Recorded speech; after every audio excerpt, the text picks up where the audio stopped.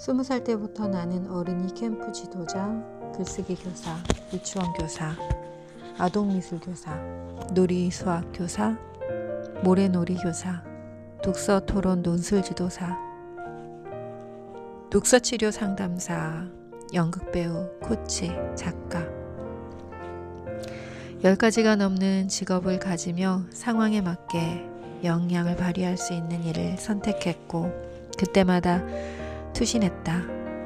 결혼을 하고 아이를 낳아 키우면서도 일의 영역을 넓혀가며 성장해왔다. 그러나 그때마다 내가 되고 싶은 나를 인식하고 선택했다기보다는 당시의 상황에 맞게, 현실에 맞게 아들을 키우고 가정을 소홀히 하지 않는 범위 안에서 일했다. 다행히 내가 잘하고 재미있어하는 일이었고 성과도 괜찮았다. 나 스스로에게 나는 무엇이 되고 싶은가 라고 묻기 시작한 것은 나이 40이 되었을 때다. 40이 되도록 정말 열심히 살았다. 그런데 가장 소중하게 생각하던 남편과의 관계에서 문제가 생기자 삶 전체가 휘청거리기 시작했다.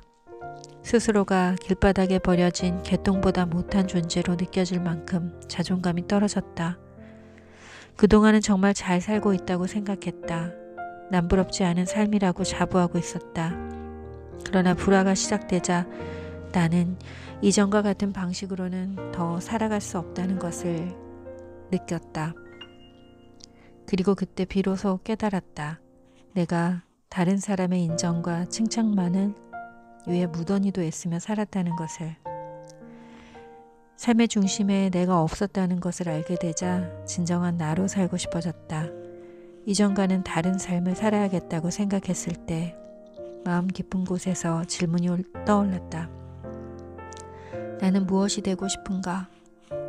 끊임없이 묻고 또 물었다. 나는 무엇이 되고 싶은가?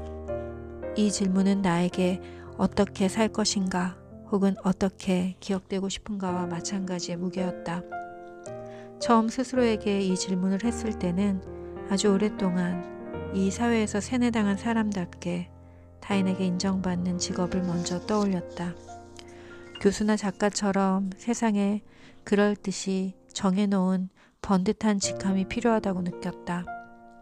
그리고 그것이 되기 위해 누군가 정해놓은 자격증이 필요하다고 생각했고 자격증을 받기 위해 열심히 이것저것 공부했다. 변화와 성장을 즐기는 터라 배움은 즐거움과 행복을 주었지만 결과적으로 승인을 받기 위한 자격시험을 보는 것은 그리 유쾌하지만은 않았다. 그런데 그렇게 딴 자격증이 결국 세상에서 큰 힘을 발휘하지 못하는 종이장에 불과하며 그 자격증을 발급해준 사람들조차 합격 이후에 아무 책임이 없다는 것을 알게 되었다. 누군가 부여해준 자격증을 받는 것이 그렇게 중요한 일이 아니라는 것.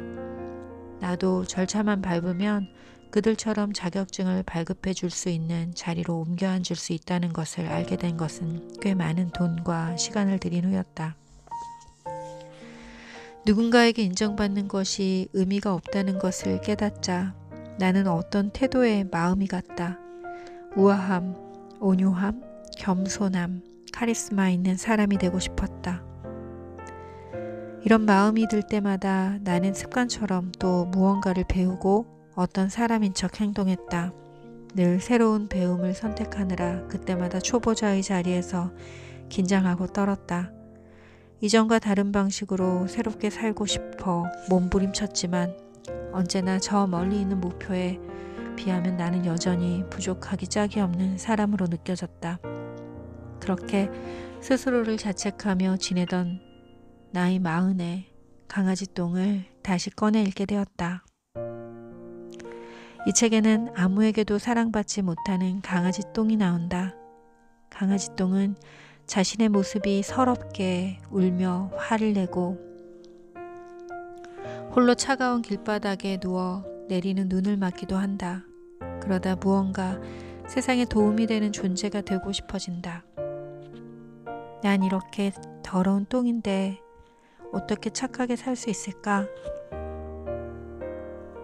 그러다 봄이 오고 아무도 거들떠 보지 않는 강아지똥 앞에 파란 민들레 싹이 돋아난다.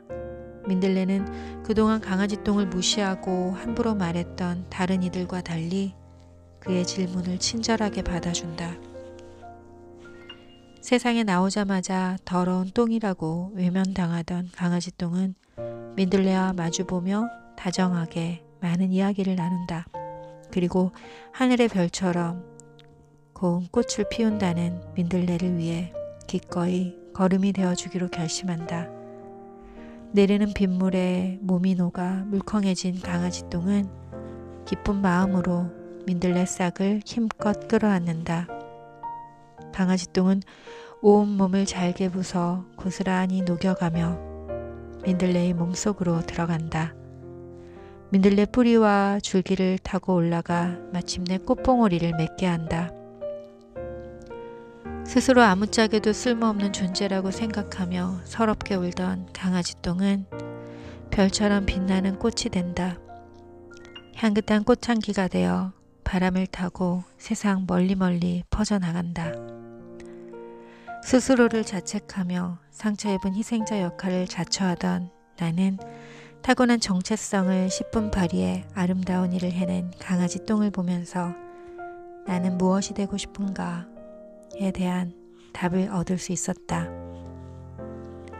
진정한 나로 사는 삶은 태어난 모습 그대로를 발현하며 사는 것이다. 있는 그대로의 자기를 존중하고 타고난 재능과 소질을 마음껏 발휘하며 사는 삶. 진정 원하고 바라는 것을 위해 기꺼이 투신하는 삶. 자아 실현을 이루며 계속 성장하는 삶을 살고 싶다는 생각이 명확하게 자리 잡았다. 그 후 나는 그 뜻에 따라 여성과 아이를 교육하고 치유하는 삶을 살고 있다. 그렇게 설립한 마음성장학교는 내가 20대부터 40을 넘어 지금에 이르기까지 경험하고 배운 모든 것을 다 담아 내어줄 수 있는 자아실현의 장이 되고 있다. 그곳에서 함께하는 이들과 더불어 계속 성장하고 성숙하는 삶을 살아갈 것이다. 때때로 나는 여전히 묻는다. 나는 무엇이 되고 싶은가? 이제는 답할 수 있다. 나는 지금 여기에 있는 내가 되고 싶다. 아니, 나는 이미 나다. 나인 것이 매우 기쁘고 행복하다. 나는 내 마음의 소리를 신뢰하기에 내 안에서 들리는 소리에 따라 방향과 한계를 정하지 않고 계속 걸으며 자유롭게 성장한다. 오직 스스로 선택해 걷는 걸음만이 나를 나이게 하고 내가 나로 살아갈 수 있도록 안내한다는 것을 이제 안다. 나는 나다. 나는 죽을 때까지 나로 살다가 나로 기억되고 싶다. 나는 나다.